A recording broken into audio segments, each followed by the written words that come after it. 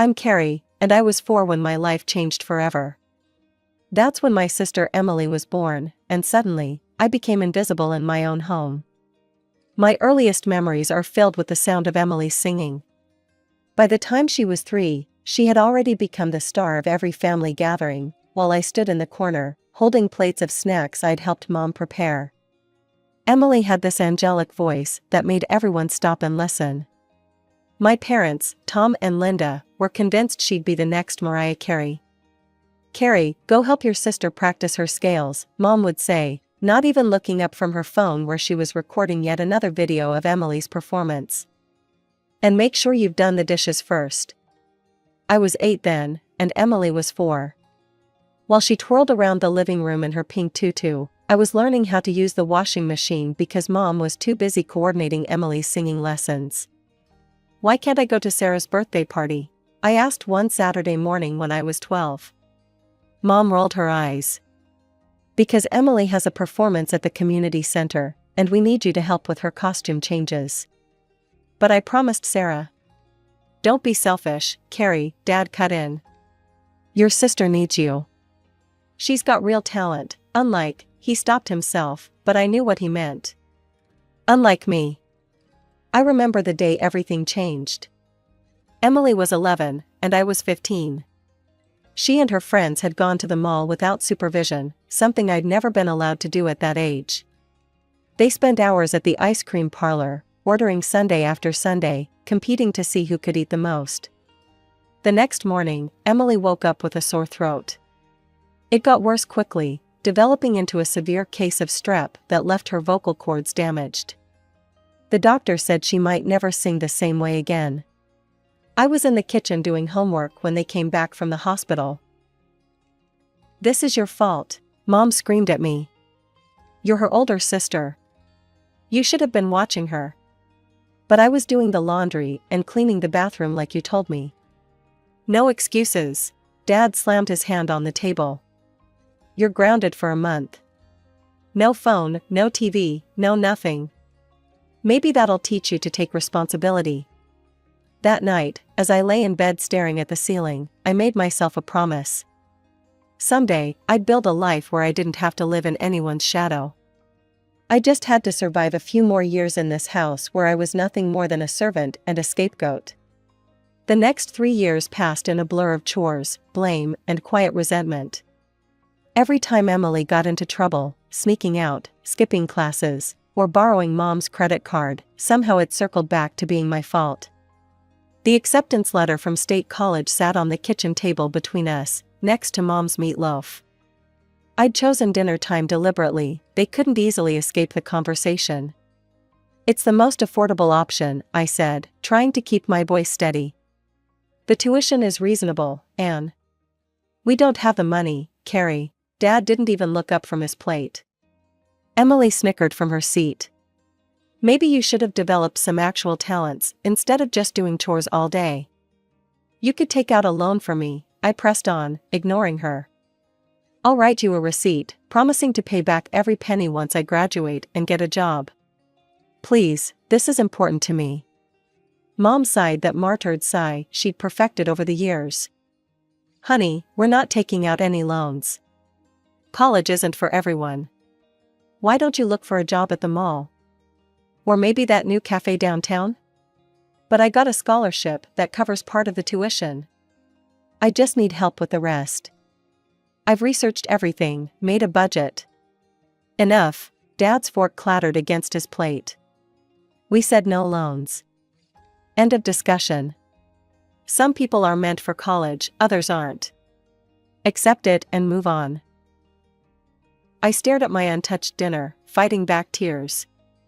Through blurred vision, I saw Emily smirking, enjoying the show as always. That night, I called my best friend Rachel. We'd been close since middle school, bonding over our shared love of math and our positions as outsiders, me because of my family situation, her because her Korean immigrant parents owned the popular Golden Dragon restaurant downtown. "They won't help," I sobbed into the phone. "They won't even consider taking out a loan. All these years of straight A's, of doing everything right, and they won't even try." Rachel was quiet for a moment. Come over tomorrow. My parents want to talk to you. The next evening, I sat in the restaurant's office with Rachel and her parents, Mr. and Mrs. Kim, after closing time. They'd known me for years. I'd spent countless afternoons doing homework in their restaurant, escaping my chaotic home. We've watched you grow up, Carrie, Mrs. Kim said. You're like second daughter to us. Rachel told us everything. Mr. Kim nodded. We will pay your tuition. I started to protest, but he held up his hand. You will work here part-time after classes. Good wages, flexible schedule. Pay us back slowly, no interest. This is investment in your future. After a while, I moved into my dorm room at State College. My parents barely noticed when I packed my things. They were too busy planning Emily's big piano recital, their latest attempt to find her a new talent to replace her lost singing voice.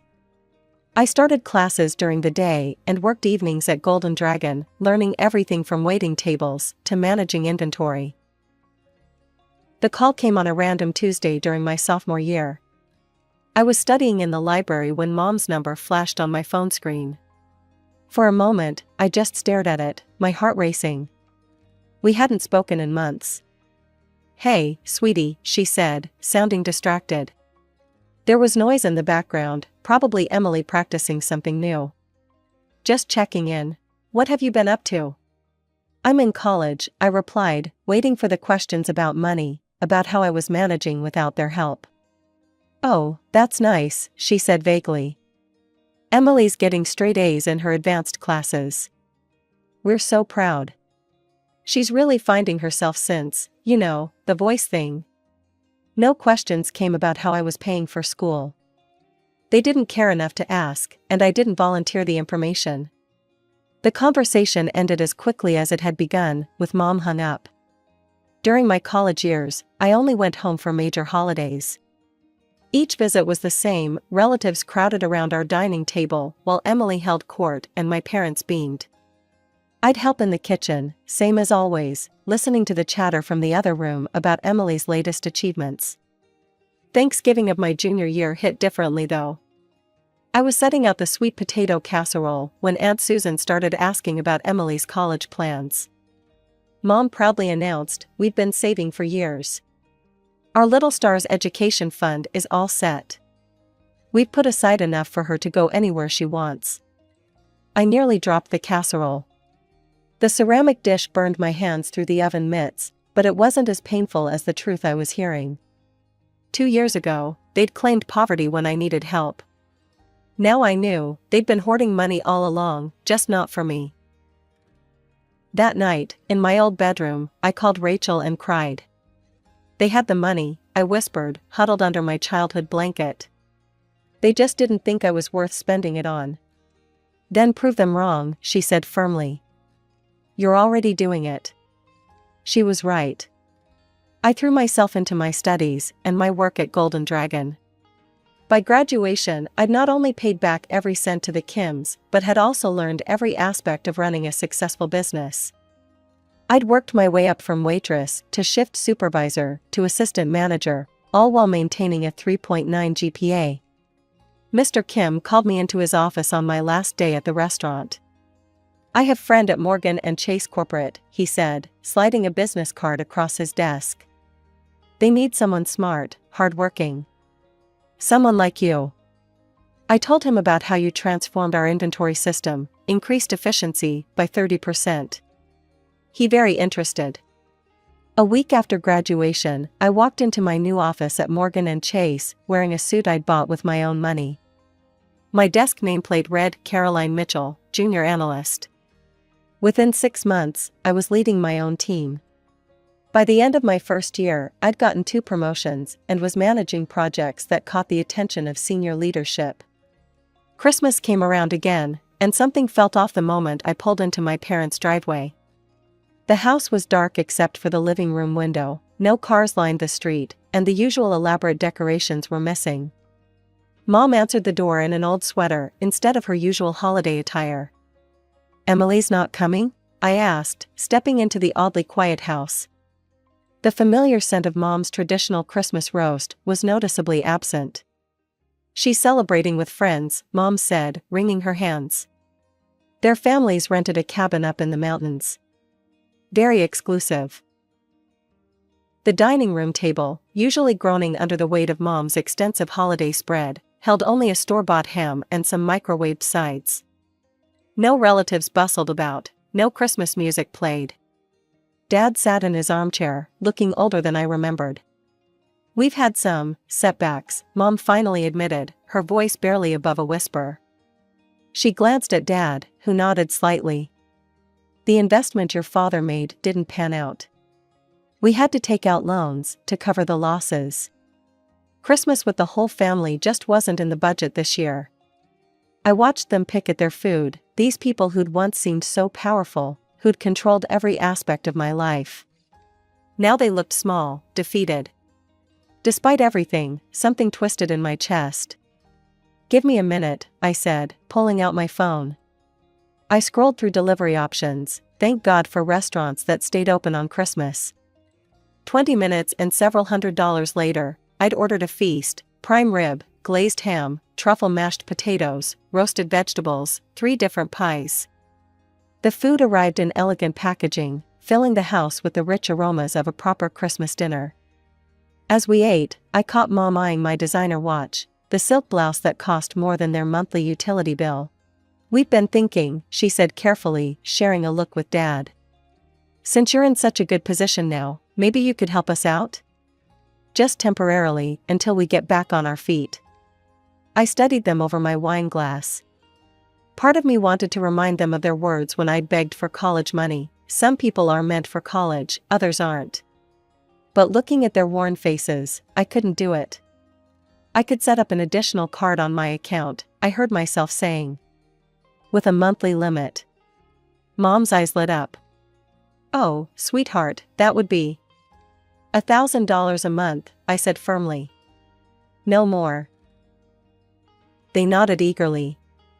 It was more than they'd expected, though less than a week's pay for me now. A few days later, I had the card issued and delivered to Mom. They promised to be careful with it, to respect the limit. For several months, they kept their word. The charges were reasonable: groceries, utilities, basic necessities. I barely noticed the money leaving my account. Sometimes, reviewing the statements, I'd see charges from the grocery store where I'd worked one summer during high school, trying to save for college.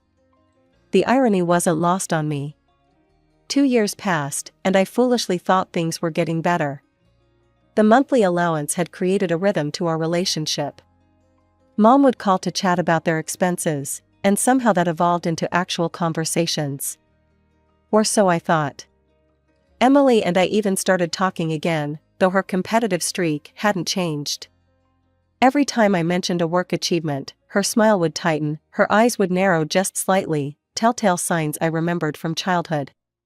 Senior project manager? That's nice, she'd say, in the same tone she used to dismiss my high school achievements. I'm actually up for promotion at Wilson & Company. It's a smaller firm, but very exclusive. Not everyone can handle the pressure there. Mom and Dad couldn't stop talking about Emily's new boyfriend, James. He comes from such good stock, Mom would gush during our monthly calls. His parents owned that real estate company downtown. The monthly charges on Mom's card had stayed reasonable all this time: groceries, utilities, the occasional dinner out. Normal things, expected things. I'd even started to feel good about helping them, like maybe this financial support was healing our fractured relationship. Then came the Instagram post that shattered everything. Paradise with my loves. Engaged, Hawaii, blessed, Emily's caption read. The photo showed her and James on a pristine beach, our parents and his beaming beside them. Mrs. Anderson, James's mother, wore a designer sundress. Mr. Anderson stood proudly next to his son, one hand on James's shoulder. My finger froze mid-scroll. When had this happened? Why hadn't they told me? The next post made my blood run cold, so grateful to Mom and Dad for making this magical engagement trip possible for everyone. They insisted on treating both families to this dream vacation. Best parents ever. Sponsored by Love. Something clicked in my brain.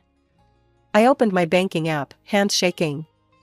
There they were, the charges on Mom's card, far exceeding the monthly limit I'd set: 6 round-trip first-class tickets to Honolulu, $12,400, Grand Wailea Resort, 3 Ocean View suites for 7 nights, $18,600, welcome dinner at Morimoto, $2,800, couple spa treatments, $1,200, sunset sailing excursion, $1,600, private beachfront dinner arrangement, $3,500. They'd used my money to fund their secret family vacation, one I hadn't been invited to. They'd thrown an elaborate engagement celebration for Emily and her future in-laws, all while excluding the person who was actually paying for it. My hands were shaking so badly I had to try 3 times to dial Mom's number. 1 ring, 2 rings, 3. Hello? Mom's voice was breezy, casual. Hawaiian music played in the background, along with the sound of waves and clinking glasses. Laughter. I recognized Emily's distinctive giggle. "Where are you?" I kept my voice steady, professional, the same tone I used in difficult board meetings when dealing with hostile clients. "Oh, honey." She hesitated, the music growing fainter as if she was moving away from the party. "Your father and I just decided to take a little break. Get some rest. You know how hard things have been lately." "A little break?" I pulled up the banking app again, my free hand clenching into a fist. "At the Grand Wailea Resort? With Emily, James, and his entire family? That kind of break costs over $40,000, Mom." "My $40,000. Silence. Then muffled voices. Mom was covering the phone, but I could still make out fragments. "She knows. What should I? Emily, maybe you should. Mom, why did you use my card to pay for everyone's trip? And why wasn't I invited to my own sister's engagement party?" More muffled conversation, then rustling as the phone changed hands.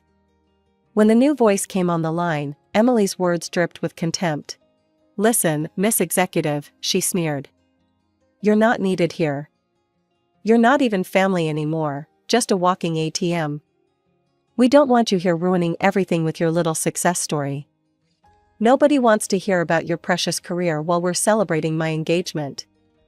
The words hit like a physical blow, but I forced myself to stay calm. "That ATM just paid $20,000 for your little party. Another 20 for the flights and extras. That's my money paying for your perfect family moment." "Yeah?" Emily laughed, harsh and cold. "Well, that's what you're good for, isn't it? You keep working your fancy job, and we'll enjoy spending your money. It's the only thing you're useful for anyway. Always was, even when we were kids. At least now you're finally serving a purpose." The line went dead. I tried calling back immediately. No answer from Mom. Straight to voicemail. I tried Dad's number, same thing. Emily's phone rang once. Before going to voicemail, she'd declined the call.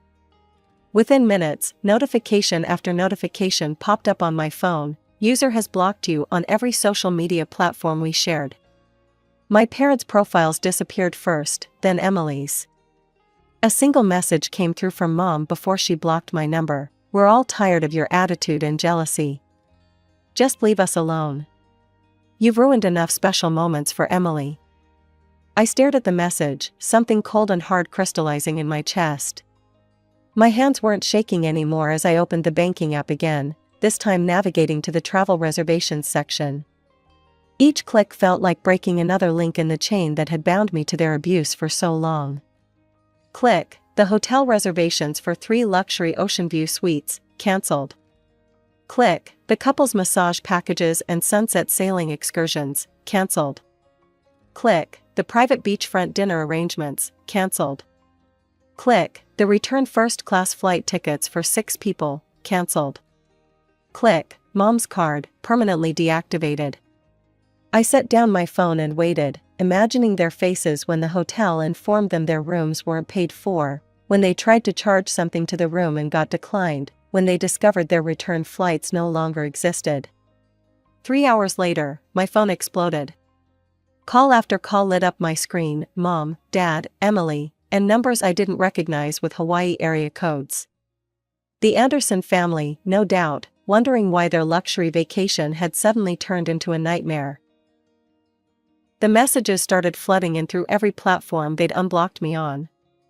Mom, Carrie, please call us immediately. This is an emergency.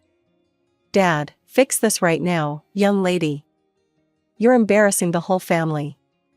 Emily, you better make this right or I swear to God. Unknown number, this is James. My parents are furious. You need to reinstate those reservations. The tone shifted as the hours passed. Mom, sweetie, please. We can talk about this. Dad, we'll pay you back, just help us out here. Emily, come on, Carrie. It's my engagement. Don't be so petty. James, my parents are threatening to call this whole thing off. I left them all unread, then systematically blocked every number and account. But not before taking screenshots. I had a feeling I'd need them. The notification came around midnight: Emily Mitchell has posted a new status. I can't believe my own sister would try to ruin the happiest moment of my life. She's always been jealous of my happiness, but this is a new low. Canceling our entire family's vacation out of spite? Who does that to their own sister's engagement celebration? Some people just can't stand to see others happy. Toxic family, heartbroken. The comments poured in immediately. Oh my God, that's horrible. What kind of sister does that? I always knew there was something off about her. She's just jealous because you're getting married first. Your poor parents must be so embarrassed. I had stayed quiet long enough. My fingers flew over the keyboard as I crafted my response. Let me tell you what really happened. My parents have been using my credit card for basic expenses, limited to $1,000 a month. Yesterday, I discovered they'd spent over $40,000 of my money to fund a luxury Hawaii vacation for Emily's engagement. They didn't ask. They didn't tell me. They didn't invite me. When I called to ask why, Emily told me I wasn't family, just a walking ATM, my mother's final message before blocking me. We're all tired of you. So yes, I canceled the reservations I never authorized. I canceled the return flights I never agreed to pay for. I stopped funding the vacation I wasn't welcome to attend. Here are the screenshots of every message. Here are the credit card statements. Here's the truth about your poor Emily and her ruined engagement party. Judge for yourselves who the toxic ones really are. The tide turned immediately. Comments shifted from condemnation to support. Oh my God, Emily, how could you? Using your sister's money while excluding her? That's cruel. Those poor Andersons, getting caught up in this family's drama. Carrie, you did the right thing. Stay strong. The aftermath unfolded like a slow-motion train wreck. Through mutual friends and social media, I learned the full extent of the chaos I'd unleashed in Hawaii. My parents had to borrow money from 3 different friends just to book economy flights home. They'd been forced to check out of the Grand Wailea resort in front of all the other guests. Emily had thrown a tantrum in the lobby that ended up on TikTok. The real explosion came when the Andersons realized they'd have to pay for their own accommodations. They'd been promised a fully paid luxury vacation, only to discover they'd been caught in my family's web of lies. We trusted you, Mrs. Anderson apparently screamed at my mother by the pool. You said you were taking care of everything. Do you have any idea how embarrassing this is?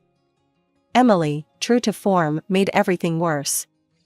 Oh, stop being such greedy beggars, she'd shouted back. If you can't afford a few nights in Hawaii, maybe your son isn't good enough for our family after all.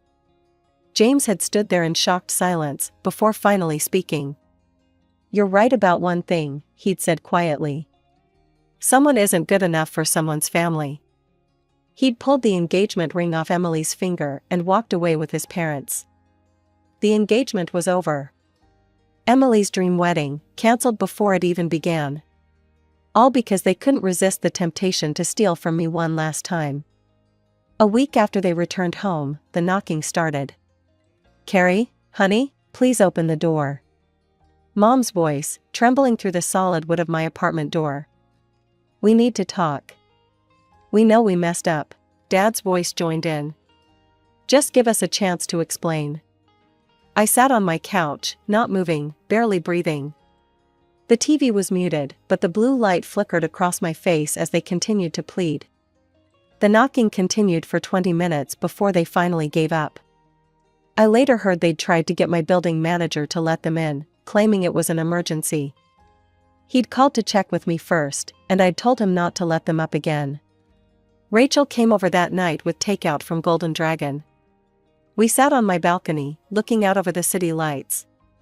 "Your post got shared in some family trauma support groups," she said, picking at her noodles. "A lot of people are calling you their hero.